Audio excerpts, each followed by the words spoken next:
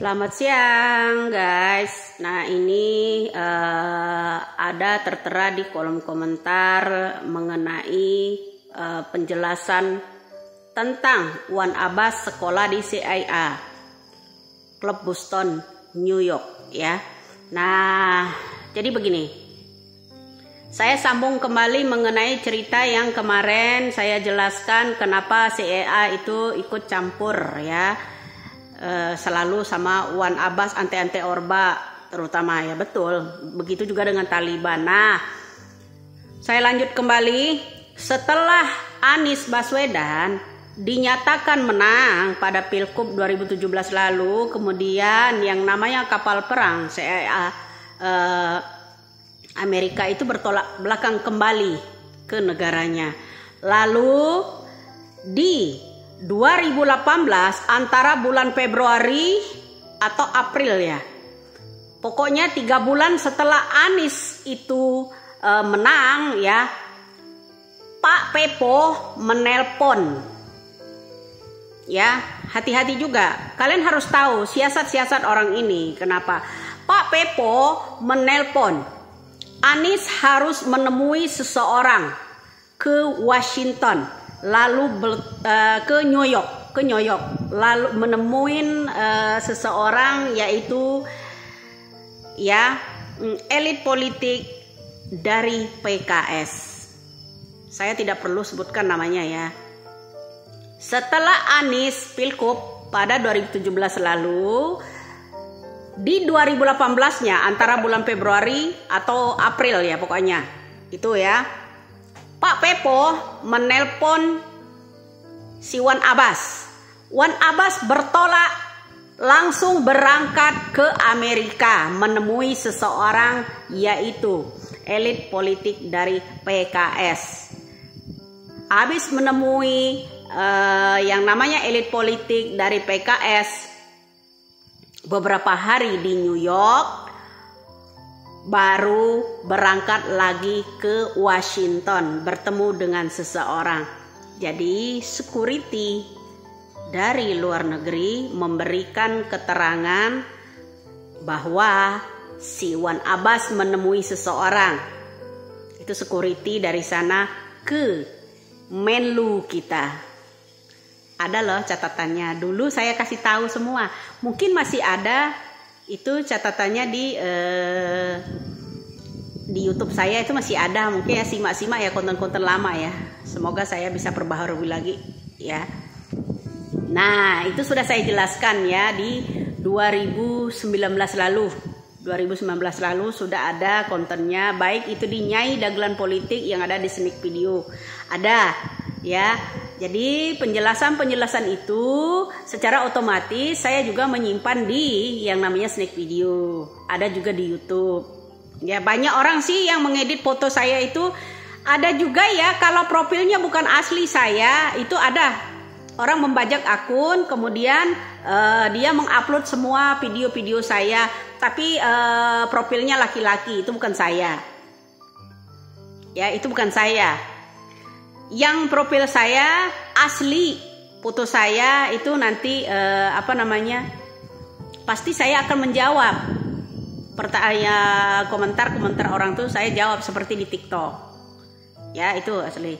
Nah tadi udah paham mengenai saya, kenapa bahayanya orang Indonesia. Jadi Pepo tuh ada juga ya, Pepo honest. Nah gini kita sindir-sindir sedikit ya. Ada mahasiswa dulu bawa kebo, kemudian ada mahasiswa yang namanya Gendo menuliskan di Twitter itu bahwa Pepo itu adalah separuh Soeharto.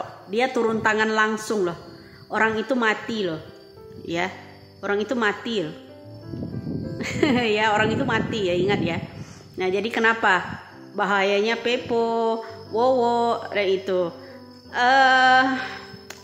Kalau 2010 lalu mengangkat pemberitaan bahwa anak Guwani itu Pepo itu Alfian Tanjung ya, klik di YouTube atau di Google, itu Alfian Tanjung 2010 lalu ya mengangkat yang namanya perkataan bahwa anak Guani itu adalah Pak Pepo itu.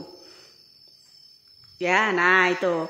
Jadi Guani itu siapa? Orang yang dulu ya wanita-wanita gerakan penculikan 7 jenderal kita ketika 1 Oktober subuh ya, itu menjaga yang namanya pada saat di rumah Panjaitan pertama ya. Di rumah Panjaitan.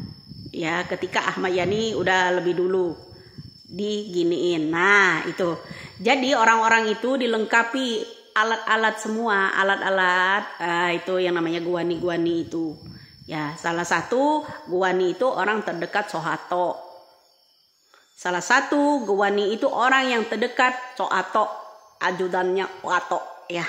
Pak Ato itu punya Guani, timpanan ya, timpanan Guani itu memiliki alat-alat yang lengkap. Ya, dia kemudian mengajak banyak perempuan untuk menjaga rumah Panjaitan itu dulu, menjaga ketika akan ngedor-ngedor 7 jenderal kita.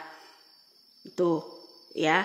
Nah, salah satu simpanan Ato itu melahirkan anak laki-laki. Ya, salah satu orang timpanannya Ato itu dulu ya, yang jagain rumahnya Panjaitan itu untuk ya, itu melahirkan anak laki-laki. Maka tembuslah 2010 lalu salah satu sebutan Guani ya, itu diangkat oleh Alfian Tanjung. Makanya kadrun teriak-teriak Guani karena mereka itu tahu Guani itu siapa, anak Guani itu siapa, udah tahu ya. Jadi nggak usah heran. Biasalah mereka itu suka lempar batu sembunyi tangan. Ya kan? Getahnya dikasih orang untuk menutupi ininya sendiri, perbuatan mereka sendiri. Anak Guani itu siapa sebenarnya? Ya. Jadi tahu ya, orang-orang Guani itu seperti apa? Ya. Guani itu orang terdekat Soeharto yang dilengkapi ini ngalahin militer. Kemudian dia mengajak banyak perempuan itu dulu berkumpul semua menjagai yang namanya lubang buaya. Menimbun lubang buaya itu adalah para Guani itu. Ya, dan kawan-kawannya. Oke? Orang-orang Guani itu panggilan orang yang dicari khusus oleh yang namanya Letkol Untung pada waktu itu. Nah, jadi Pepo juga orang berbahaya. Nah, jadi merembet-rembet ya.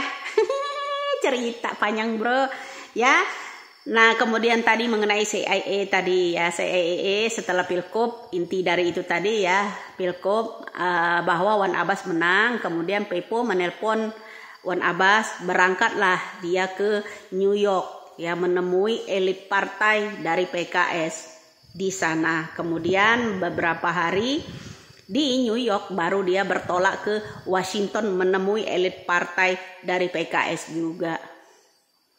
Makanya ada orang yang teriak dia harus dicucunabikan.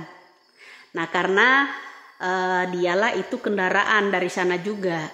Ya, dari kendaraan dari sana juga. Yaitu ISIS ya. Jadi tahu. Nah, Bro, banyak orang yang tidak menginginkan saya terutama mengungkap fakta-fakta ini. Banyak orang yang sakit hati sama saya. Kenapa? Karena junjungan mereka sampai detik ini juga nggak bisa lewat di TikTok. Ya kan, kenapa mereka sakit hati?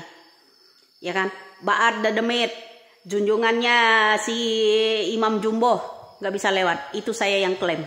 Saya minta suratnya dari Bapak Menko Polhukam, saya serahkan ke TikTok.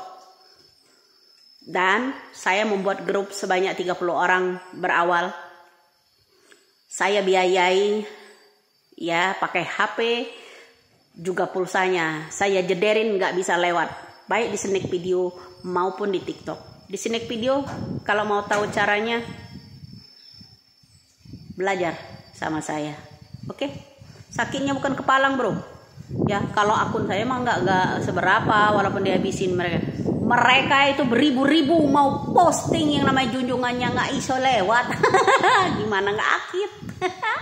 Ya sama orang ini ya. Ini kalau mereka preman diulamakan, kalau ini mah metal doang sih. ya. Gitu doang ya. Semoga NKRI